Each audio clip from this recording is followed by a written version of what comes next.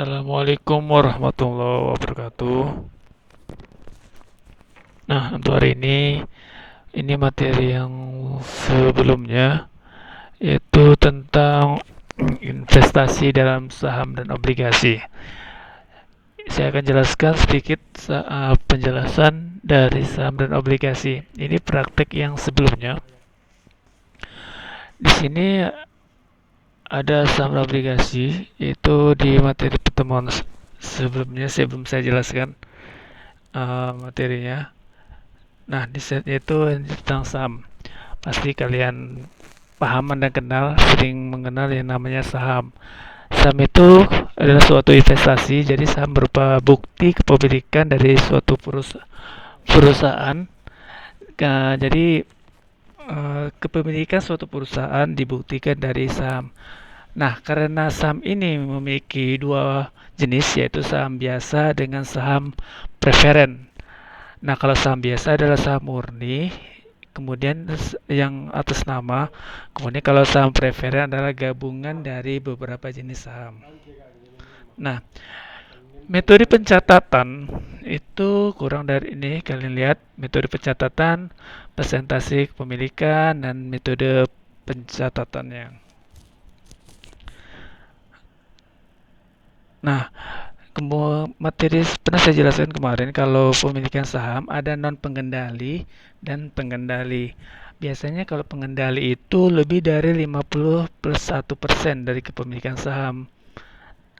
Oh ya, saya jelaskan kepemilikan saham itu dibuktikan dari bentuk hukumnya ya. Bentuk hukum itu ada 3 jenis disesuaikan dengan undang-undang, yaitu ada bentuknya PT, yayasan, dan koperasi. Itu badan hukum. Kalau badan usaha sering kalian dengar yaitu tentang bentuk jenisnya CV, firma, PO, itu badan usaha. Kalau badan hukum PT, yayasan, dan koperasi. Nah, ini kepemilikan dari saham bentuk hukumnya harus PT, Perserion Terbatas.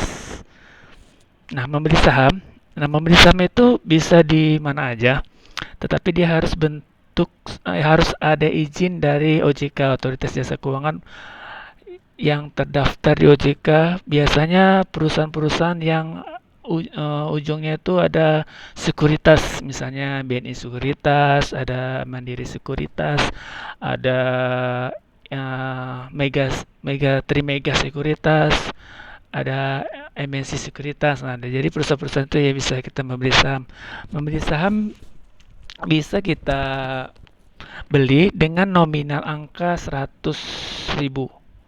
100.000 itu terdiri dari beberapa slot. Jadi kalau membeli saham itu ada satu slot terdiri dari 500 lembar. Harga satuannya adalah per lembar. Minimal per lembar harga saham saat ini adalah Rp100. Nah, kemudian ada pembagian dividen. Dividennya adalah pihak seseorang yang berhak menerima laba. Jadi kalau kalian lihat laba di suatu perusahaan, itu ada nama laba yang laba ditahan, ada laba bersih, dan pembagian dividen. Dividen itu khusus untuk yang para pemegang saham. Nah, ada kasus, Pak, kalau kita punya 10.000 lembar saham, itu kurang dari 1%. Gimana apa kita dapat dividen? Jawabannya dapat, tetapi pembagian dividen dibuat atau diumumkan dalam sebuah agenda rapat namanya RUPS. Biasanya RUPS itu sekitar bulan 3 awal tahun pembagian RUPS. Nah, biasanya dalam keputusan RUPS yang berhak mengadakan rapat adalah sekitar minimal 10% saham yang dipegang. Kalau kurang dari itu menjadi perwakilannya di saham minoritas, memegang saham minoritas. Itu dia. Ini kalian baca aja. Slide-nya persentase pemilikan dari 60%, pemecahan saham. Nah, ini pemecahan saham saya jelaskan ya. Pemecahan saham atau stock split adalah saham itu dipecah. Misalnya saham, saya tulis di sini ya. Ada saham, satu lembar saham harganya harganya misalnya 10.000. Nah, mengapa perusahaan mengadakan stock split atau pemecahan saham? Karena perusahaan menganggap sahamnya itu terlalu tinggi sehingga hanya orang-orang tertentu saja atau koperasi tertentu saja yang menikmati saham tersebut. Makanya perusahaan itu mengadakan stock split. Tahun 2020 ini belum ada perusahaan mengadakan stock split karena kasus wabah corona. Tetapi tahun kemarin 2019 yaitu PT Unilever mengadakan stock split. Nah, jadi dengan satu lembar saham harga 10.000, perusahaan mengadakan stock split. Stock split ini harus disepakati atau diizinkan oleh OJK ya. Makanya stock split. Nah, jadi satu lembar saham harga 10.000. Maka ia pecah jadi 5 lembar.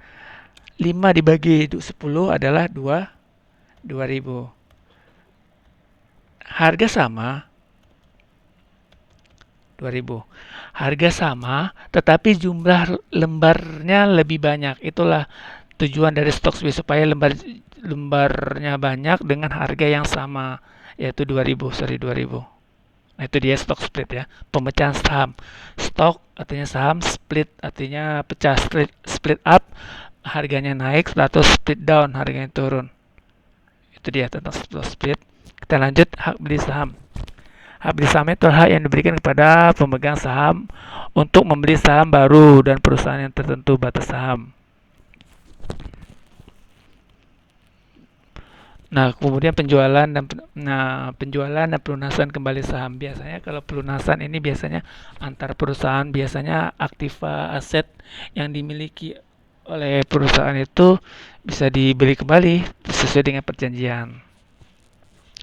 Kemudian selanjutnya obligasi. Obligasi ini ada suatu surat perjanjian utang, surat perjanjian utang yang dalam masa waktu tertentu. Jadi gini, obligasi surat perjanjian utang yang bisa dilunasi dalam jangka waktu tertentu.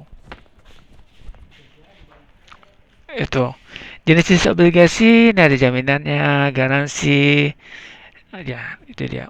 Kalian baca aja.